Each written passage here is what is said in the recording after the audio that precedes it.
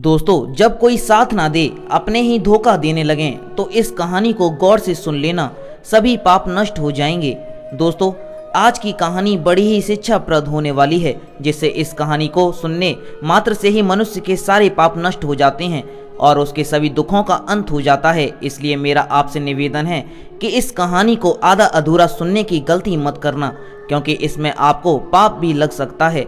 तो चलिए शुरू करते हैं आज की कहानी को।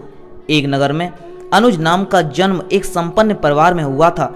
उसके पिता नगर के प्रसिद्ध सेठ थे और परिवार में किसी तरह की कोई कमी नहीं थी। अनुज के दो बड़े भाई थे जो पिता के व्यवसाय में उनका हाथ बटाते थे, किंतु अनुज के लिए सब कुछ ठीक नहीं था। अनुज जन्म से ही नेत्रहीन था, इसी कारण से उस पर सारा जीवन घर में ही व्यतीत हुआ था। उसको घर में ही सभी सुख साधन उपलब्ध रहते थे।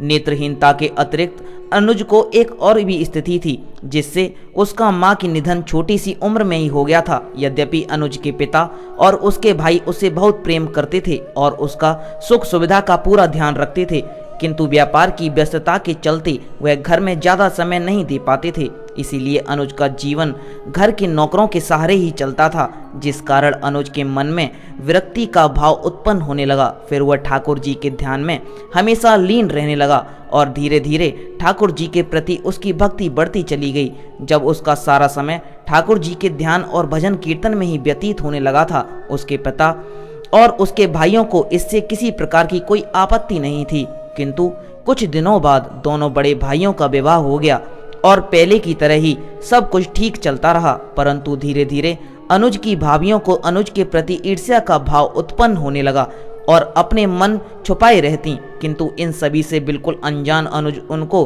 अपनी माँ का उनमें रूप देखता और सोचता कि उनकी माँ की कमी अब पूरी हो गई है। इस तरह से वह अपनी भाभियों के साथ व्यवहार करता था जैसे वह अपनी माँ के साथ व्यवहार करता था। फिर कुछ ही दिनों के बाद अनुज के पिता का भी देहांत हो गया और अनुज पूर्ण रूप से अपने भाई और भाभी पर ही निर्भर हो गया। फिर भी उसके भाइयों का प्रेम अभी भी उसके प्रति वैसा ही है जैसा कभी पहले था। किंतु कहते हैं ना कि त्रिया चरित्र के आगे किसी की नहीं चलती है। अवसर देख करके अनुज की भाभियों ने अपने पतियों से अनुज के विरुद्ध भड़काना आरंभ कर दिया। जैसे जैसे समय बीतता गया, उनका षड्यंत्र बढ़ता चला गया। अंततः एक दिन आ ही गया जब अनुज के भाई पूर्ण रूप से अनुज के विरुद्ध खड़े हो गए। अब उनकी भी अनुज से जलने लगा था। इन सभी बातों से बिल्कुल अनजान सरल हृदय अनुज जब भी ठाकुर जी की भक्ति में ही लीन रहता था, वह अपने भाइयों और भाभियों के प्रति मन में किसी प्रकार की कोई शंका नहीं रखता था। किंतु ऐसा कब तक चलता? आखिर एक दिन भाइयों की पत्नी ने पतियों को समझाया, इस नेत्रहीन के मोह में क्यों फंसे हो, इससे मुक्ति प्राप्त करो, अन्यथा एक दिन तुमको अपनी संपत्ति इसके साथ बांटनी पड़ेगी। इस संपत्ति पर इसका क्या अधिकार है? इसने जीवन भर क्या किया है? यह जो कुछ भी है सब तुम्हारे ही परिश्रम के कारण है, लेकिन इसी में इसको कुछ न कुछ देना पड़ जाएगा। फिर आखिर इसको क्यों संपत्ति दी जाए? आखिरकार भाइयों के मन में कपट बस गया और एक दिन सबने मिलकर अनुज से कहा कि अब तुम्हारा बोझ हम और अधिक समय तक नहीं उठा सकते, इसीलिए हम तुम्हारे रहने और खाने का प्रबंध दूसरी जगह कर देते हैं। अब तुम वही रहा करो। तुमको समय पर खाना, कपड़ा और जो भी सुविधाएं हैं, आवश्यक सामग्री है, वह सब कुछ मिलता रहेगा। तुमको किसी प्रकार का कोई कष्ट नहीं होने देंगे। फिर अनुज ने अपने भाइयों के मुख से इस प्रकार की बात को सुनकर के अनुज बिल्कुल अचंभित हो गया और उसकी आंखों से जर्जर आंसू बहने लगे, किंतु वह कुछ भी बोल पाने की स्थिति में नहीं था। अतः स्वयं को संभालते हुए वह कहने लगा कि भाई, आपने मेरे लिए जो भी निर्णय लिया है वह निश्चित रूप से हमारे लिए अच्छा ही होगा, किंतु मुझे बस इतना बता दो कि मेरा कौन सा अपराध है जिसके कारण मुझे इस घर में बाहर निकाला जा रहा है। मुझे तो लगता है कि मेरा अपराध यही है कि मैं नेत्रहीन हूँ, किंतु इसमें मेरा कोई दोष नहीं है। अब तो प्रभु की इच्छा है। और भाई, अब तक आपने मुझको इतना प्रेम किया, फिर अचानक यह क्या हो गया कि मुझे इस घर से बाहर निकाला जा रहा है? तब भाइयों के पास इसका कोई जवाब नहीं था। फिर अनुज ने अपना घर छोड़कर चले गए, जिससे अब वह पूरी तरह से अनाथ हो चुका था। पर कहते हैं ना, जिसका कोई नहीं होता उसका भगवान होता है। और फिर वैसे ही अनुज तो ठाकुर जी का भक्त था, फिर वह भला कैसे अनाथ हो सकता था? दुखी मन से अनुज ठाकुर जी के ध्यान में खो गया और अगले ही दिन अनुज के रहने का प्रबंध एक अन्य स्थान पर कर दिया गया। वह स्थान एकदम से वीरान था, ना किसी का आना जाना, ना किसी का रहना। कुछ पशु पक्षी वहां विचरण करते रहते थे। वहां से थोड़ी ही दूर से जंगल शुरू हो जाता था। अनुज के खाने और देखरेख के लिए एक सेवक की नियुक्ति कर दी गई।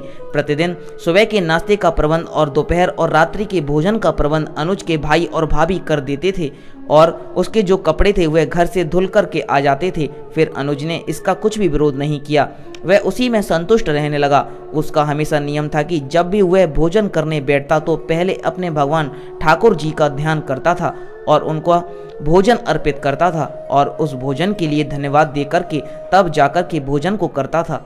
कुछ दिन यही क्रम चलता रहा और इसी बीच अनुज की दोनों भाभियों को पुत्र रत्न की प्राप्ति हुई। उसके बाद अनुज का यह प्रतिदिन का खाने और वस्त्र का प्रबंध भी उन दोनों भाभियों को अखने लगा। तब दोनों ने मिलकर के एक भयानक षड्यंत्र रच दिया, जिससे उन्होंने अनुज को जान से मार डालने की योजना बना ली, और अगले ही दिन उन्होंने रात्रि के भोजन में विष मिलाकर के सेवक के हाथ भेज दिया। इस बात से पूरी तरह से अनजान सेवक भोजन लेकर के उसके अनुज के पास पहुंच जाते हैं, जिससे अनुज ने भोजन को प्राप्त किया और भोजन खाने बैठा, जिससे प्रतिदिन की तरह ठाकुर जी को अर्पित किया, जिससे ठाकुर जी के भोजन को स्वीकार करते ही वह वैसेली भोजन प्रसाद के रूप में परिवर्तित हो गया। कहते हैं ना, जिसके साथ ठाकुर जी सदा रहते हैं उसके सामने कोई षड्यंत्र भला क्या कर सकता है। फिर अनुज ने सुखपूर्वक भोजन किया और भगवान को धन्यवाद दिया और लग गया भगवान के भजन में। उधर दोनों भाभी प्रसन्न थीं कि चलो आज पीछा छूट जाएगा उस अंधे का। अगले ही दिन अनजान बनकर के उन्होंने फिर से प्रातः समय का नाश्ता तैयार किया और सेवक के हाथ भेज दिया, इसी आशा में कि थोड़ी देर में सेवक लौट करके आएगा और उनको मन को प्रसन्न करने वाली सूचना दे करके वह आएगा। परंतु नाश्ता दे करके जब सेवक वापस लौटा तो अनुज के सकुशल होने की सूचना दिया, जिससे उनको बड़ा आश्चर्य हुआ और वह दोनों पापी बुद्धिहीन यह नहीं जान पाई कि जिसका रचक दया निधान हो भला उसका कोई क्या बिगाड़ सकता है। फिर वह मंद बुद्धि सोचा कि हो सकता है किसी कारण से वह अनुज ने रात्रि में भोजन न किया हो। ऐसा विचार करके उन कुटिल स्त्रियों ने अपने मन की शंका का समाधान स्वयं करने की ठान ली।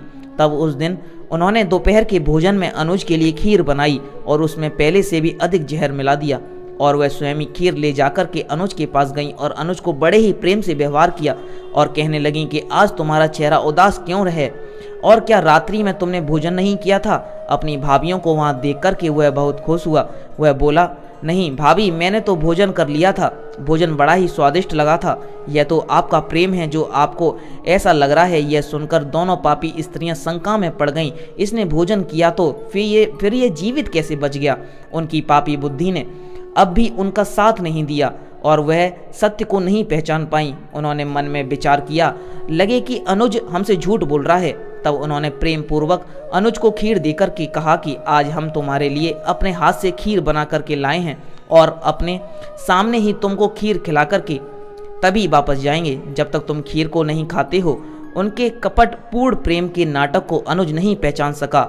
उसकी आंखों आंसू आ गए और उसने प्रेम सेवा खीर ली और उसको खाने बैठ गया, किंतु खाने से पहले वह अपने प्रभु ठाकुर जी को नहीं भूला। उसने प्रेम पूर्वक ठाकुर जी का ध्यान किया, उनको खीर अर्पित की और प्रेम पूर्वक तब जाकर के वह खीर खाने लगा। फिर कैसा विष और कैसा षड्यंत्र, वह सुख पूर्वक सारी खीर को खा गया। उधर उसकी भाभियों ने जब उसको खीर खाते देखा तो सोचा कि हो गया इसका काम तमाम, अंत में अब यहाँ रुकना उचित नहीं है। इसी तरह का विचार करके वह तुरंत ही वहाँ से निकल पड़ी। खीर खाने के बाद अनुज ने भाभी को धन्यवाद दिया, किंतु वहाँ होती तभी तो धन्यवाद करता, वह वहाँ से जा चुकी थी। अनुज को बहुत आश्चर्य हुआ कि अचानक वह दोनों कहाँ चली गईं। जब कोई उत्तर नहीं मिला तो उसने भगवान का पुनः ध्यान किया और हरि के भजन में वह खो गया। उधर दोनों भाभी प्रसन्न मन से अपने घर पहुंची तो देखा घर में कोहराम मचा था, जिससे देखा तो पता चला कि उन दोनों के पुत्रों ने कोई विषैला पदार्थ खा लिया है और उसी के खाने से उनकी मृत्यु हो गई है। यह देख करके दोनों को रो रो कर बुरा हाल हो गया और अपने पाप को उनको एहसास होने लगा।